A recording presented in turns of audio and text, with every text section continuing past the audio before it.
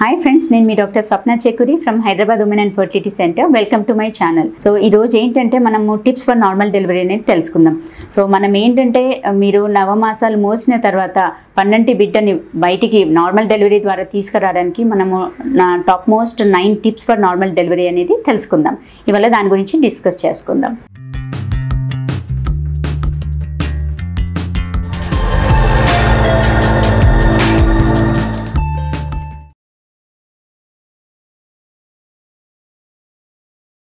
First and foremost important point ఏంటంటే be comfortable with your doctor. So మీరు 9 నెలల నుంచి ఏదైతే చెకప్కి వెళ్తున్నారో ఆ డాక్టర్తో కంఫర్టబుల్గా ఉండండి. మీకు ఏమైనా డౌట్స్ ఉన్నా, క్వైరీస్ ఉన్నా కానీ మీరు ముందే అడిగి క్లియర్ అవుట్ చేసుకోవడం బెటర్. సెకండ్ థింగ్ ఏంటంటే స్ట్రెస్ ఫ్రీ. సో చాలామంది ఏంటంటే డెలివరీ టైం దగ్గరికి వస్తున్నా కొద్దీ ఎక్కువగా స్ట్రెస్ తీసుకుంటూ ఉంటారు. అంటే డెలివరీ ఎలా అవుతుందో, బేబీ ఎలా ఉంటారో, నార్మల్ అవుతుందో లేదో, సిజేరియన్ అవుతుందో ఏమో అని చాలా టెన్షన్ పడుతూ ఉంటారు. సో అలా అన్నెసెసరీ స్ట్రెస్ తీసుకోవద్దు. అయితే నార్మల్ అవుద్ది, లేదంటే సిజేరియన్. అంతేకాని మనం ముందు నుంచే స్ట్రెస్ తీసుకుంటే ఏంటంటే that will create a negative impact on the baby. So basically stress free ఉండాల్సిందే. థర్డ్ థింగ్ ఏంటంటే ఎమోషనల్ సపోర్ట్. అంటే మీకు కొంచెం ఎమోషనల్గా కూడా డిస్టర్బ్డ్ అయ్యి ఉంటారు. సో ఎమోషనల్ సపోర్ట్ కోసం ఏంటంటే just go for a walk. అంటే మీ హస్బెండ్తో కానీ, లేకపోతే క్లోజ్ ఫ్రెండ్తో కానీ, లేదు మదర్ ఆర్ సిస్టర్, లేదు అంటే మదర్ ఇన్లాతో, అలా మీరు జస్ట్ వాక్, అంటే డైలీ రెగ్యులర్ వాక్ వెళ్ళినా మీకున్న డౌట్స్ కానీ కొంచెం డిస్కషన్తో కూడా మీకున్న కొంచెం స్ట్రెస్ అనేది తగ్గి కూడా కొంచెం ఎమోషనల్గా ఫ్రీ అయిపోతారు. ఫోర్త్ ఇంపార్టెంట్ పాయింట్ ఏంటంటే అడిక్వేట్ హైడ్రేషన్. అంటే మనకు liquids at least 3 to 4 liters of liquids per day తీసుకోవాలి. అంటే right from beginning of pregnancy మనం ఇవన్నీ ఫాలో అవుతూనే ఉండాలి. సో అడిక్వేట్ హైడ్రేషన్తో ఏంటంటే మనకు టిష్యూ స్ట్రెచబిలిటీ కానీ మజిల్ స్ట్రెచబిలిటీ అనేది ఇంప్రూవ్ అవుతుంది. అండ్ అదేంటంటే మనకు నార్మల్ డెలివరీ అవ్వడానికి కూడా తోడ్పడుతుంది.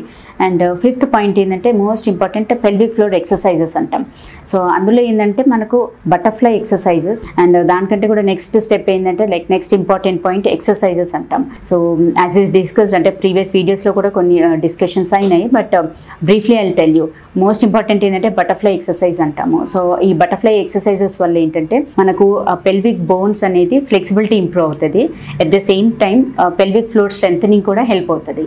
సో అది అట్లీస్ట్ డైలీ ఒక 30 to 40 times per day చేయమంటాము.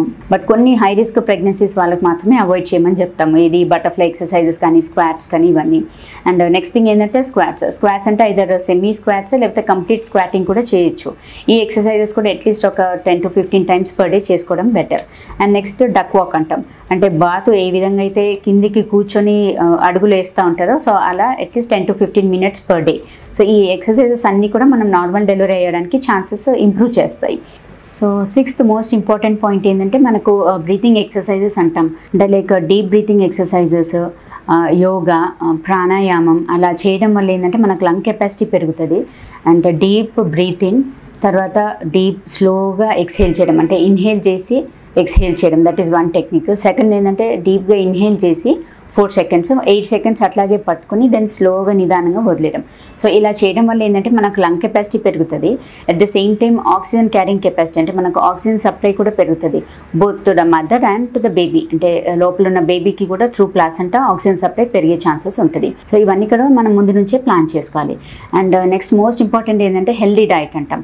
So healthy diet అంటే అందులో కూడా మంచిగా గ్రీన్ లీఫీ వెజిటేబుల్స్, ఆకుకూరలు, dry fruits, non veg, protein diet, పెసర్లు, శనగలు, బొబ్బర్లు ఉడకబెట్టినాయి కానీ, మొలకలు వచ్చినాయి కానీ, తర్వాత ఆల్మండ్స్, డ్రై ఫ్రూట్స్, ఇవన్నీ కూడా తీసుకోవడం వల్ల కూడా మనకు ఓవరాల్ హెల్త్ ఇంప్రూవ్మెంట్ బాగుంటుంది. At the same time stamina కూడా ఉంటుంది.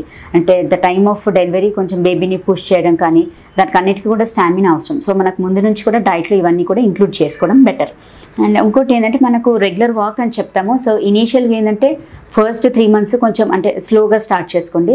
1/2 hour వాక్ అలా సరిపోతుంది. But as and when days gross of, అంటే లైక్ 5th month ఆన్వర్డ్స్ ఏంటంటే అట్లీస్ట్ ఒక 45 minutes. దాని తర్వాత 8th, 9th month వచ్చేసరికి ఒక 1 hour ఆఫ్ వాక్ మ్యాండేటరీ పెట్టుకోండి. బికాజ్ వాకింగ్తో కూడా ఏంటంటే మనకు to and fro movements of limbs ఉంటాయి, హ్యాండ్స్, లెగ్స్ కదలికలు ఉంటాయి కాబట్టి మనకు మజిల్ ఫ్లెక్సిబిలిటీ అనేది ఇంప్రూవ్ అవుతుంది. At the same time hamstring muscles అంటే థై మజిల్స్ స్ట్రెంథనింగ్ కూడా అవుతుంది. సో అలా చేయడం వల్ల ఏంటంటే మనకు డెలివరీ టైంలో ఆ లిథాటమీ పొజిషన్ పెట్టినప్పుడు కూడా మీకు మజిల్ క్రాంప్స్ రావడం కానీ అట్లా ఉండదు. అండ్ స్ట్రెచబిలిటీ కూడా ఇంప్రూవ్ అవుతుంది ఈ వాకింగ్ చేస్తే, అంటే జాయింట్స్ అన్నీ కూడా స్ట్రెచబుల్ అవుతాయి. సో అదొకటి రెగ్యులర్ వాక్.